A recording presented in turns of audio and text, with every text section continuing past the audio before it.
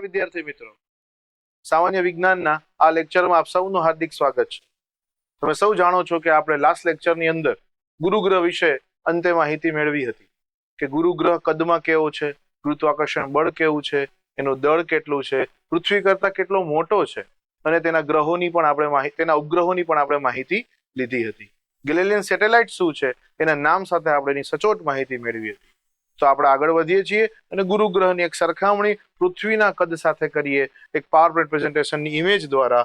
તો અહીંયા જોઈ શકો છો કે સ્લાઇડની અંદર ગુરુગ્રહની સાથે પૃથ્વી ગ્રહના કદને દર્શાવેલું છે। આપણે લાસ્ટ લેક્ચરમાં સમજ્યા કે ગુરુગ્રહ એ પૃથ્વી કરતા એ આશરે 1300 ગણો મોટો છે, આશરે 1300 ગણો, 1317 ગણો મોટો છે, પણ આશરે 1300 ગણો મોટો કહીએ તો જોઈ શકો છો કે 1300 પૃથ્વી થાય ત્યારે એક ગુરુગ્રહ બને છે। તો આટલો વિશાળ ગુરુ છે જેની સામે પૃથ્વી જોઈ શકો છો કેટલી નાની દેખાય છે। તો આ આપણે વાત સમજ્યા હતા। આજે આપણે શરૂ કરીએ છીએ હવે નેક્સ્ટ કે જેની અંદર આપણે માહિતી મેળવવાના છીએ એ છે સુંદર ગ્રહ એટલે કે શનિ। તો શનિ ગ્રહની માહિતી લઈએ તો સૌથી પહેલા શનિનું બીજું નામ છે, હું બોલ્યો એટલે એનું બીજું નામ છે સુંદર ગ્રહ। ત્યાર પછી વાત કરીએ તો જેમ ગુરુ ગ્રહને આપણે સૂર્યમંડળનો દળ અને કદમાં સૌથી વિશાળ ગ્રહ કયો હતો, એવી રીતે પેપરમાં પ્રશ્ન પૂછાય છે કે સૂર્યમંડળમાં દળ અને કદની દ્રષ્ટિએ બીજા ક્રમે કયો ગ્રહ વિશાળ છે? તો દળ અને કદની દ્રષ્ટિએ બીજા ક્રમે કોઈ વિશાળ ગ્રહ હોય તો એ છે શનિ, કે જે દળ અને કદમાં એ વિશાળ છે। નેક્સ્ટ વાત કરીએ કે સૂર્યમંડળની અંદર ગુરુ ગ્રહ તે પ્રબળ ગુરુત્વાકર્ષણ બળ ધરાવે છે, એવી રીતે બીજા ક્રમે કયો ગ્રહ પ્રબળ ગુરુત્વાકર્ષણ બળ ધરાવે? તેમાં જવાબ આવશે શનિ ગ્રહ, કે જે બીજા ક્રમનું પ્રબળ ગુરુત્વાકર્ષણ બળ ધરાવે છે। સૌથી વધારે તો ગુરુત્વાકર્ષણ બળ સૂર્યમંડળમાં કોણ ધરાવે? જો એમાં કઈ ગ્રહનો ઉલ્લેખ ન હોય તો ઓફકોર્સ શું જવાબ આવે? સૂર્ય જ જવાબ આવે। પણ સૂર્ય પછી તો કે ગુરુ, ત્યાર પછી તો કે શનિ। ત્યાર પછીનો મુદ્દો વાત કરી કે તેની આસપાસ વલયો આવેલા છે। તમે જ્યારે સૌ ભણ્યા હશો ત્યારે અભ્યાસની અંદર ધોરણ 6 થી 10 ની અંદર જે પુસ્તકોમાં શનિ ગ્રહની ઇમેજ આપેલી છે, એની આકૃતિ આપેલી છે, ત્યાં તમે સૌએ જોયું હશે કે જેની અંદર શનિ ગ્રહ એટલે વલય ધરાવતો ગ્રહ। નાનપણથી આપણા મગજમાં આ શબ્દ રહી ગયો છે કે વલય ધરાવતો ગ્રહ એટલે શનિ, પણ આપણે એના ઉપરની આગળની માહિતી પણ લેશું। પણ વલય તો છે, પણ કેટલા છે? આ વલયની સંખ્યા કેટલી છે? તો કે શનિ ગ્રહ તેની આસપાસ 3 વલયો ધરાવે છે। આ 3 વલયો જેને ઇંગ્લિશમાં રિંગ તરીકે ઓળખવામાં આવે, અને આ 3 રિંગ એની પણ માહિતી આપણે લેવાના છીએ। ત્યાર પછી વાત કરીએ કે જેમ ગુરુ ગ્રહ એ પૃથ્વી કરતા 1300 ગણો મોટો છે, એવી રીતે આપણે વાત સમજીએ કે ગુરુ, ત્યાર પછી શનિ અને ત્યાર પછી યુરેનસ, આ 3 ગ્રહો એવા છે કે જેના કદની સરખામણી આપણી પૃથ્વી સાથે કરી છે અને પેપરમાં પૂછાયેલું છે અને હજી પણ આગળ પૂછાઈ શકે છે। તો એ વાત લઈએ કે જે ટેક્સ્ટ બુકના આધારે છે કે શનિ ગ્રહ પૃથ્વી કરતા આશરે 850 ગણો મોટો છે, એટલે કે 850 પૃથ્વી થાય ત્યારે એક શનિ ગ્રહ બને છે। વાત કરીએ ઉપગ્રહની સંખ્યા, યાદ કરો લાસ્ટ લેક્ચરમાં આપણે ગુરુની વાત થઈ ત્યારે મેં તમને એવું કહ્યું હતું કે ગુરુ અને શનિ માટે સૂર્યમંડળમાં વખતો વખત છેલ્લા 5 થી 7 વર્ષથી આવી ઘણી બધી વિનવડાઓ ચાલી રહી છે, અસમંજસતાઓ ચાલી રહી છે, કન્ફ્યુઝન ચાલી રહ્યું છે કે કયો ગ્રહ સૌથી વધુ ઉપગ્રહ ધરાવે। અને એવું કહી શકાય સાદા શબ્દોમાં કે શનિ અને ગુરુ વચ્ચે આ ઉપગ્રહની સંખ્યા બાબતે સતત સ્પર્ધાઓ ચાલી રહી છે। તો તમને એમ થશે શું સાહેબ ગ્રહોમાં પણ ઉપગ્રહની સંખ્યા માટે સ્પર્ધા ચાલી શકે? આ સમજવાની વાત છે, કારણ કે ત્યાં આગળ એક એવી વસ્તુ આવેલી છે જેને કારણે ગુરુ અને શનિના ઉપગ્રહોની સંખ્યામાં વખતો વખત કંઈક ફેરફાર જણાય છે અને હંમેશા એમાં વધારો જોવા મળે છે, ઘટાડો થતો નથી। હું છેલ્લા 10 વર્ષની વાત કરું તો જ્યાં ગ્રહોના ઉપગ્રહની સંખ્યા 30, 39, 60 સુધી પહોંચી ગઈ, એ આ વર્ષની અંદર કહી શકાય કે ગુરુ ગ્રહ અને શનિ ગ્રહના ઉપગ્રહોની સંખ્યા એ 90 થી વધારે થઈ ગઈ છે। આપણે નાસાની ઓફિશિયલ વેબસાઇટના ધ્યાને લઈ અને આ સંશોધનને લઈએ તો એવું કહેવાય છે કે શનિ ગ્રહ હાલમાં સૂર્યમંડળમાં સૌથી વધુ ઉપગ્રહ ધરાવતો ગ્રહ છે। શનિ ગ્રહ સૂર્યમંડળમાં હાલમાં સૌથી વધુ ઉપગ્રહ ધરાવતો ગ્રહ છે, અને નાસાના સંશોધનના આધારે તમને આ શબ્દ સાંભળશો, આ આંકડો જોશો તમને બહુ જ એવું લાગશે કે શું આટલા બધા હોઈ શકે, પણ હા, આ સંશોધનના આધારે મેળવેલો સાચો આંકડો છે। અને હાલમાં નાસાની આ ઓફિશિયલ જે આપણે વાત કરીએ સંશોધનના આધારે આ ઉપગ્રહની સંખ્યા શનિમાં 146 છે. યસ, 146 સેટેલાઇટ્સ છે એ એના કુદરતી ઉપગ્રહ તરીકે લેવામાં આવ્યા છે. અને આ જ નાસાના સંશોધનના આધારે હાલમાં ગુરુ ગ્રહના ઉપગ્રહની સંખ્યા 95 માનવામાં આવી રહી છે. હું તમને અહીંથી હજી એક સચોટ વાત કરી રહ્યો છું. આવનારા સમયમાં આ સંખ્યામાં હજી ફેરફાર, બદલાવ જોવા મળી શકે છે. આથી પેપરમાં ક્યારે આની સંખ્યા નથી પૂછાણી. પેપરમાં દર વખતે એવું જ પૂછાયું છે કયો ગ્રહ સૌથી વધુ ઉપગ્રહ ધરાવે છે, અથવા જે ગ્રહોમાં આપણે ઉપગ્રહ નામ લેતા ગયા છે, હજી પણ આગળ 2 ગ્રહોમાં ઉપગ્રહ નામ આવશે, એ નામ સાથે પેપરમાં પ્રશ્ન પૂછાયેલા છે. આથી આ પણ તમારે સચોટતાથી સમજવાની જરૂર છે.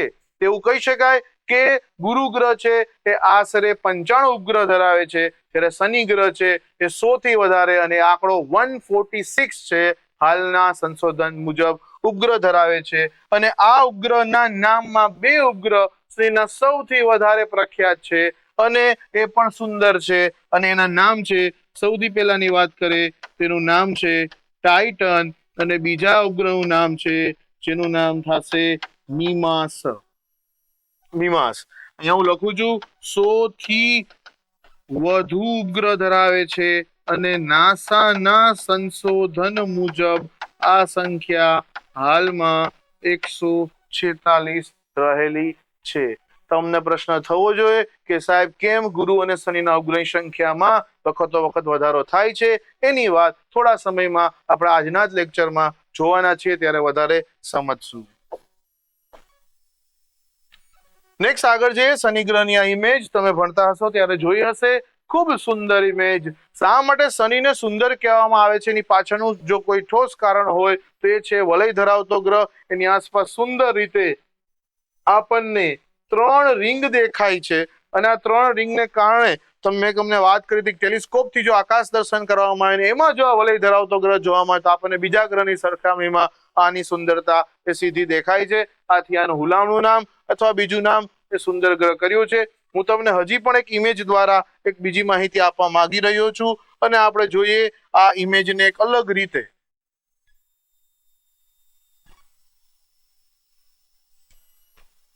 ખાસ બધા જ ધ્યાન રાખજો. અહીંયા આપણી પાસે જે શનિ ગ્રહની ઇમેજ છે, મેં તમે જોયું હશે કે આગલા ગ્રહની અંદર મેં તમને બધાને 360 ડિગ્રીએ ફેરવીને બતાવ્યા છે અને આ 360 ડિગ્રીએ ફેરવતા તમે જોઈ શકો છો કે આ માત્ર તમને એક ઇમેજ દેખાય છે. જે ઇમેજ શનિ ગ્રહની હોય એવું લાગે નહીં, પણ હવે આપણે જોઈએ કે આ શનિ ગ્રહ જ છે અને એના વલયને અમે આ રીતે રાખીને ઇમેજ બનાવી હતી. જોઈ શકો છો કે આ શનિ ગ્રહના વલયને આપણે 360 ડિગ્રીએ ફેરવીને જોઈ રહ્યા છીએ. ઓકે, જોઈ શકાય છે કે અહીંયા આ ઇમેજમાં જ્યારે કોઈ પણ ગ્રહની તમે 360 ડિગ્રી ઇમેજ જોશો તો એના ઉત્તર ધ્રુવ અને દક્ષિણ ધ્રુવને હું તમને બતાવવા પ્રયત્ન કરું છું કે જ્યાં ખાસ પ્રકારની રચના જોવા મળે છે.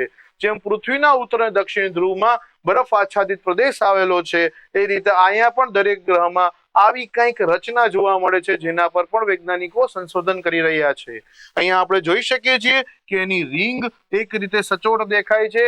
ઘણા ટેક્સ્ટ બુકમાં કે અલગ અલગ રેફરન્સ બુકમાં આના માટે ગુજરાતીમાં એક વાક્ય લખ્યું છે કે શનિ ગ્રહ નીલા રંગના બર્ફીલા વલયો ધરાવે છે. ઉપરાંત તમે હજી એક વસ્તુ જોઈ શકો છો કે જો આ ઇમેજને હું હજી ફેરવીને તમને નીચેથી બતાવવા પ્રયત્ન કરું 360 ડિગ્રીએ, જો આપણે આ રીતે આ ગ્રહને રાખીએ તો એવું લાગે છે કે આ ગ્રહે પાઘડી પહેરી હોય. આથી એનસીઈઆરટી ટેક્સ્ટ બુકમાં એવો પણ પ્રશ્ન છે કે આ ગ્રહને પાઘડિયા ગ્રહ તરીકે ઓળખવામાં આવે છે. તો જવાબ આવશે શનિ ગ્રહ એ પાઘડિયા ગ્રહ તરીકે ઓળખાય છે. આ ગ્રહને આપણે નીચેથી જોઈએ અને સાઉથ પોલ જોવા પ્રયત્ન કરીએ. આ વલયને હું તમને નીચેથી બતાવવા પ્રયત્ન કરી રહ્યો છું કે જેમાં પણ ખાસ રચના જોવા મળે છે. બરોબર, તો 360 ડિગ્રીએ જે ઇમેજ બધી જ આપણને બનાવી આપી છે તેના માટે આપણે ફરીથી રઘુભાઈનો ખૂબ ખૂબ આભાર માનીએ, કારણ કે એણે સાચે ખૂબ રસ રાખીને આ બધા જ ઇમેજના ફોટોગ્રાફ્સ રાખ્યા છે. આપણે આગળ જઈએ.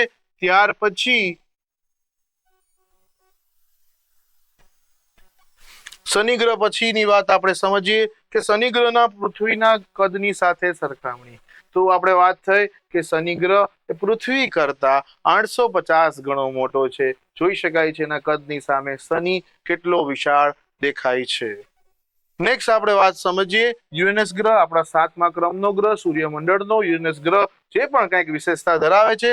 સૌથી પહેલા વાત સમજીએ એકમાત્ર એવો ગ્રહ કે જેની શોધની વાત એ કરવામાં આવે છે અને યુરેનસની શોધ 1781માં 1781 વિલિયમ હર્શલ નામના વૈજ્ઞાનિકે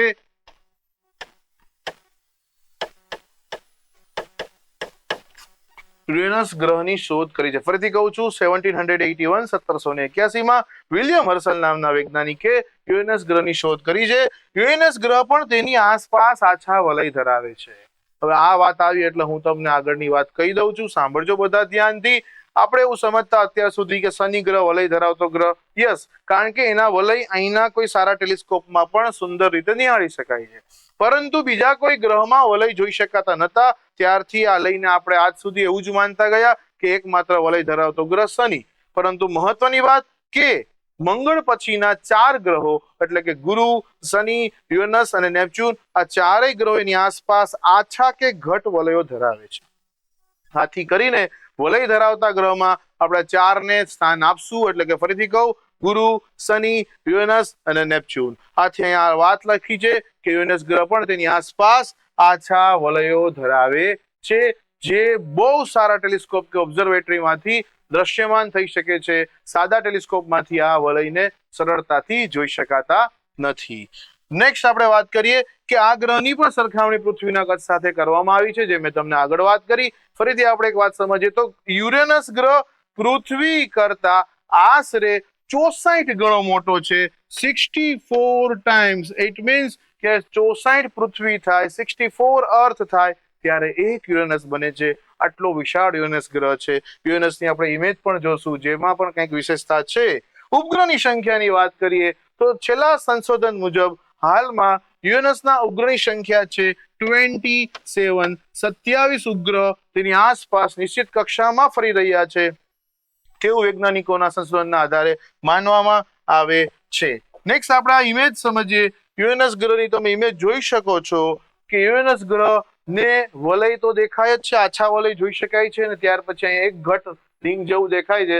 યુરેનસ ગ્રહનો એક તો રંગ કે કયા કલરનો છે, અને બીજું કે યુરેનસ ગ્રહ આ રીતે ઊભો છે. બરોબર, બધા ગ્રહ આપણે જોયા હતા કે આમ હતા, પણ આ ગ્રહ કંઈક આડો છે, અને એવું કહી શકાય છે કે જેમ શુક્ર માટે એવી વાત આવી કે વિરુદ્ધ પરિભ્રમણ કરતો ગ્રહ. તો આમાં આપણે સમજીએ હતા શુક્ર વિશે કે વિરુદ્ધ પરિભ્રમણ એટલે તો કે દિવસ અને રાત જેને કારણે થાય એ ગતિ એટલે પરિભ્રમણની ગતિ છે. અને એટલે આપણે વાત સમજ્યા કે પૃથ્વીમાં જેમ સૂર્યોદય પૂર્વ દિશામાં થાય તેમ શુક્ર ઉપર ક્યાં થાય? પશ્ચિમ દિશામાં થાય. તો જો એવું પૂછાય કે કયા બે ગ્રહો વિરુદ્ધ પરિભ્રમણ કરે છે, તો એમાં જવાબમાં શુક્ર યુરેનસ બેયને લેવામાં આવે છે. પણ એ ધ્યાન રાખજો, યુરેનસમાં સૂર્યોદય પશ્ચિમમાં થતો નથી અને યુરેનસને શુક્ર સાથેની ગતિના કાંઈ સંબંધ નથી. પરંતુ વિરુદ્ધ પરિભ્રમણ એટલે અન્ય ગ્રહો કરતા એ કંઈક અલગ ફરે છે. એનસીઈઆરટી ની બુકના આધારે ફરીથી એક વાત સમજવા પ્રયત્ન કરીએ કે યુરેનસ ગ્રહ માટે એવું કહેવાય છે કે એ ગ્રહ કંઈક આ રીતે ફરે છે, અને એના માટે એક ગુજરાતી શબ્દ વાપર્યો છે કે કયો ગ્રહ પડખાભેર પરિભ્રમણ કરે છે. ફરીથી બોલું છું, કયો ગ્રહ પડખાભેર પરિભ્રમણ કરે છે? તો એમાં જવાબ આવશે યુરેનસ ગ્રહ. બરોબર, તો આ બે શબ્દ સમજો. શનિ માટે આપણે વાત થઈ પાઘડિયો ગ્રહ, આના માટે વાત થઈ પડખાભેર પરિભ્રમણ કરતો ગ્રહ, તે આવશે યુરેનસ ગ્રહ. ત્યાર પછી ફરીથી આપણે આ વાત એક ઇમેજ દ્વારા સમજીએ કે જે મેં તમને કહ્યું, આપણે 360 ડિગ્રીએ ફરીથી યુરેનસને જોવા પ્રયત્ન કરીએ કે જેમાં તમને ફરીથી આછા વલયો હવે સ્પષ્ટ દેખાશે. બરાબર, ફરીથી અહીંયા વલય ધરાવે છે તો આને પાઘડિયો ગ્રહ કહેવામાં આવ્યો નથી, કારણ કે શનિની 3 રિંગ અને 3 રિંગ એકદમ ઘટ દેખાય, અને જ્યારે ટેલિસ્કોપમાં ઘટ દેખાય ત્યારે પાઘડી પહેરેલું હોય એવું લાગે. આથી એને એવું બિરુદ અને બીજું નામ આપ્યું છે. અહીંયા પણ વલય છે, બહુ આછા છે, આથી આને એવું નામ આપવામાં આવેલ નથી. અહીંયા તમે જોઈ શકો છો કે ઉત્તર ધ્રુવ પર પણ કંઈક અલગ રચના જોવા મળે છે, અને આ ગ્રહને આપણે દરેક પ્રકારે ફેરવીને એની રચનાને ખૂબ સરળતાથી જોઈ શકીએ છીએ। આ રીતે હમણાં જ મેં તમને ઇમેજ બતાવી એ રીતની ઇમેજમાં આ ગ્રહ ફરેલો છે. ત્યાંથી આપણે આગળ વધશું.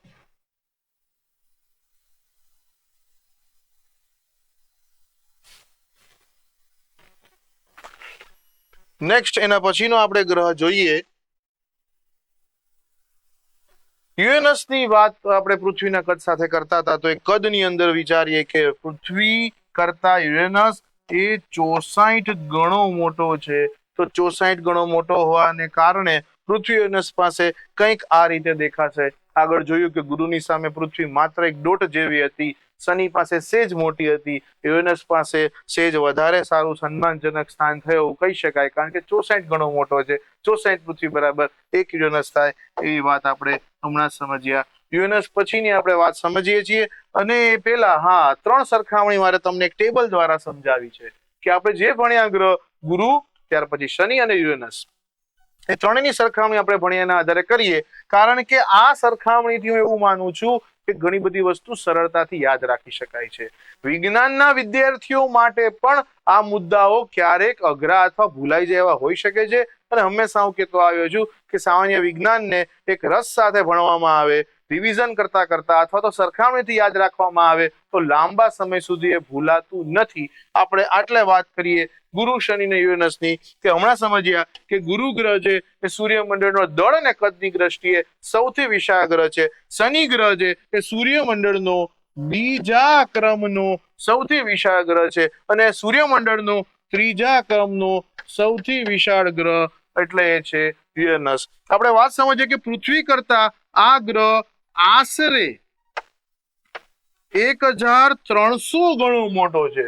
આશરે 1300 ગણો મોટો. શનિ ગ્રહ છે પૃથ્વી કરતા આશરે 850 ગણો મોટો છે, અને યુરેનસ ગ્રહ છે પૃથ્વી કરતા આશરે 64 ગણો મોટો છે. ઉપગ્રહ સંખ્યાની વાત કરીએ કે છેલ્લા નાસાના સંશોધન મુજબ એવું કહેવામાં આવે છે કે ગુરુ ગ્રહ તેની આસપાસ 95 સેટેલાઇટ એટલે કે 95 ઉપગ્રહ ધરાવે છે, અને શનિ ગ્રહ તેની આસપાસ 146 ઉપગ્રહ ધરાવે છે, અને યુરેનસ ગ્રહ તેની આસપાસ 27 ઉપગ્રહ ધરાવે છે.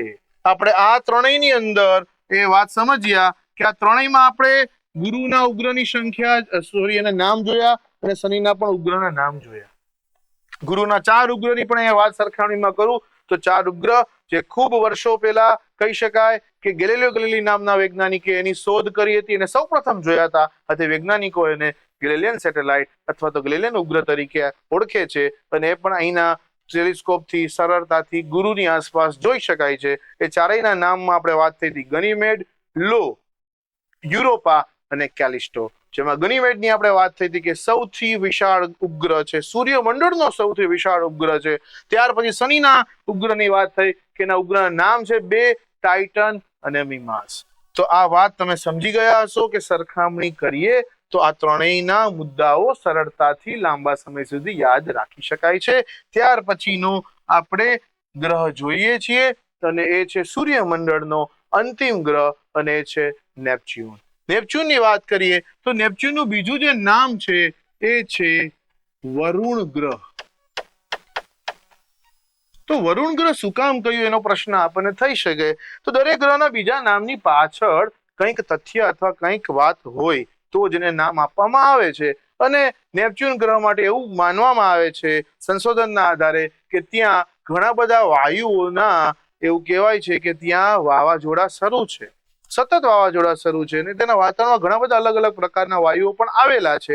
આથી કરીને આ વાયુના વાતાવરણમાં આવવાને કારણે અથવા તો વાવાઝોડાને કારણે એને બીજું નામ આપેલું છે, એ છે વરુણ ગ્રહ. એવું કહેવાય છે કે એના વાતાવરણમાં કાર્બન ડાયોક્સાઇડ, ત્યાર પછી કાર્બન મોનોક્સાઇડ, ત્યાર પછી કહી શકાય હિલિયમ,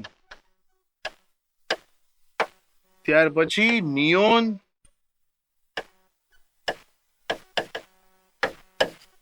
આર્ગોન, અને આવા ઘણા બધા વાયુઓ આવેલા છે. એવું પણ માનવામાં આવે છે કે ત્યાં થોડા ઘણા અંશે નાઇટ્રોજનનું પણ પ્રમાણ જોવા મળ્યું છે, પરંતુ આપણાથી ખૂબ દૂર હોવાથી ત્યાં નાસાએ જે સંશોધન માટે યાન મોકલ્યું હતું એ કેટલા વર્ષોએ તો ત્યાં પહોંચ્યું અને માહિતી મળી. હજી પણ આના ઉપર સંશોધન શરૂ છે. ત્યાર પછીની વાત કરીએ તેના ઉપગ્રહની સંખ્યા. એવું કહેવાય છે કે નેપચ્યુનની આસપાસ હાલના વર્ષ મુજબ ઉપગ્રહની સંખ્યા આશરે 14 છે. 14 જેટલા ઉપગ્રહ તેની આસપાસ ધરાવે છે. તેના 14 માંથી 2 ના નામ એ અભ્યાસક્રમમાં છે, જેમાંથી પેપરમાં પ્રશ્ન પૂછાઈ શકે છે. અને એના નામ જોઈએ તો એક ઉપગ્રહનું નામ છે ટ્રિટોન અને બીજા ઉપગ્રહનું નામ છે નિરીડ. તો નેપચ્યુનના 2 ઉપગ્રહ ટ્રિટોન અને નિરીડ જે નામ આપેલા છે. બાકી 14 ઉપગ્રહ આશરેની આસપાસ આવેલા છે અને ઘણા બધા વાયુઓ આવેલા છે. વાવાઝોડા શરૂ છે, આથી એને વરુણ ગ્રહ એવું નામ આપેલું છે. આ એક અગત્યની વાત થઈ. હજી પણ આપણે આગલા જે 4 ઉપગ્રહ જોયા એટલે કે ગુરુ અને શનિ, એની હું તમને એક અનેરી માહિતી આપવાનો છું કે જે હાલમાં નાસા દ્વારા સંશોધન થઈને બહાર આવેલી છે. પરંતુ એ પહેલા આપણે નેપચ્યુન ગ્રહની એક ઇમેજ જોઈએ છીએ.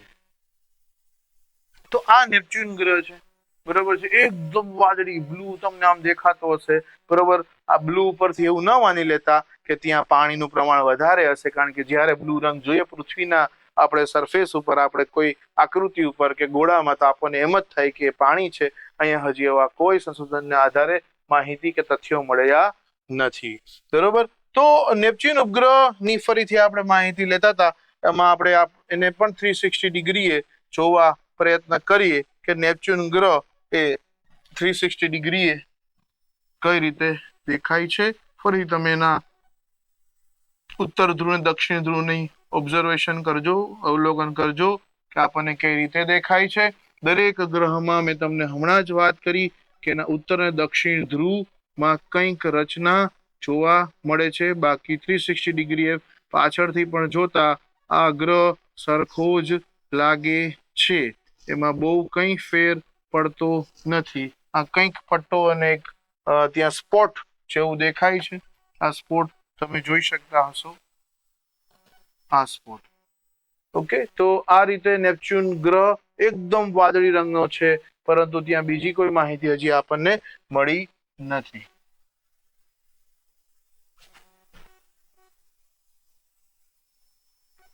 ત્યાંથી આગળ હું તમને જે માહિતી આપવા માંગતો હતો એ માહિતી આપણે લઈએ. આપણે પ્લુટો ગ્રહને સમજીએ પહેલા કે ગુરુ ગ્રહની એક મહત્વનું સંશોધન નાસા દ્વારા હાથ ધરવામાં આવ્યું હતું અને આ સંશોધન દ્વારા એણે ઘણી બધી માહિતી મેળવી.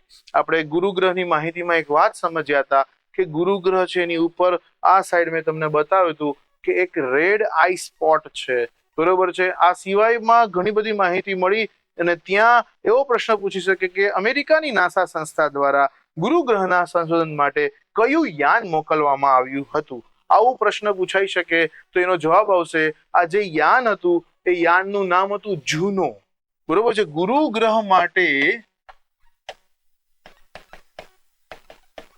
ગુરુ ગ્રહના સંશોધન માટે નાસાનું જે યાન હતું એ યાનનું નામ હતું જૂનો.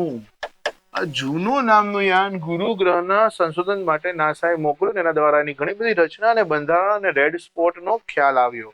આ સાથે બીજી માહિતી આપણે હમણાં જોયું કે શનિ ગ્રહ એની આસપાસ એ 3 રિંગ ધરાવે છે અને અમેરિકાની નાસા સંસ્થા દ્વારા આજથી વર્ષો પહેલા એક સંશોધન માટે યાન મોકલવામાં આવ્યું. અને એ પહેલા આપણે સમજીએ કે અમેરિકાના એક ખગોળશાસ્ત્રી, એનું નામ હતું કેસીન. આ ખગોળશાસ્ત્રીએ સૌથી પહેલા એવું સાબિત કર્યું કે શનિ ગ્રહ તેની આસપાસ 3 રિંગ ધરાવે છે, 3 વલય ધરાવે છે અને એ વાયુનો બનેલો એક પટ્ટો સ્વરૂપે છે અને અહીંથી પૃથ્વી પરથી લાંબા સમય સુધી એ આ રીતે જોઈ શકાશે. આથી નાસા દ્વારા અમેરિકન એસ્ટ્રોનોમર, અમેરિકન ખગોળશાસ્ત્રીને માન આપીને શનિ ગ્રહ અને તેના 3 વલયોના માહિતીને સંશોધન માટે જે યાન મોકલવામાં આવ્યું એ યાનનું નામ હતું કેસીની. આ યાન 1997 મોકલવામાં આવ્યું અને 20 વર્ષ સુધી એટલે કે 2017 સુધી આ યાને ખૂબ સફળતાપૂર્વક એ પોતાનો કાર્યકાળ રાખ્યો અને કહી શકાય કે એટલું સંશોધન સચોટ કર્યું ને જેના દ્વારા ઘણી બધી માહિતી અને અવલોકનો અને ફોટોગ્રાફ્સ બહાર આવ્યા. એના વિડીયોઝ અને ફોટોગ્રાફ્સ નાસાએ પોતાની ઓફિશિયલ વેબસાઇટ પર પણ મૂકેલા છે. અને એ ખ્યાલ આવ્યો કે શનિ ગ્રહના વલયોની રચનાને બંધારણ પણ કેવું છે, વલયની વચ્ચેથી શનિ ગ્રહ અને વલયની વચ્ચેથી યાન પસાર થતું હોય એવા પણ ઘણા બધા ફોટોગ્રાફ્સ એ આપણે જોઈ શકીએ છીએ. તો શનિ ગ્રહ માટે જે નાસાએ યાન મોકલ્યું સંશોધન માટે, એ યાનનું જે નામ હતું, એ યાનનું નામ શું હતું? KC-ની. અને KC-ની શું કામ રાખવામાં આવ્યું? કારણ કે અમેરિકન ખગોળશાસ્ત્રીએ સૌ પ્રથમ એવું જોયું હતું કે શનિ ગ્રહ 3 વલય ધરાવે છે. તો આ બે સંશોધન, અને આ યાન છે એવું કહી શકાય 20 વર્ષ સુધી એણે સંશોધન કર્યું. કેટલા વર્ષ સુધી?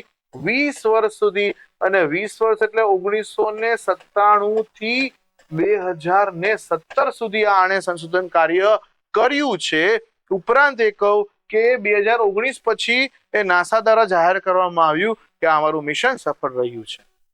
આથી આ માહિતી ચર્ચામાં હતી. તો વિચારો કે આવા સંશોધન સતત દરેક ગ્રહ ઉપર અલગ અલગ રીતે કોઈ ને કોઈ કારણથી થતા હોય છે, એની પાછળ કંઈક તથ્ય જોડાયેલું હોય છે.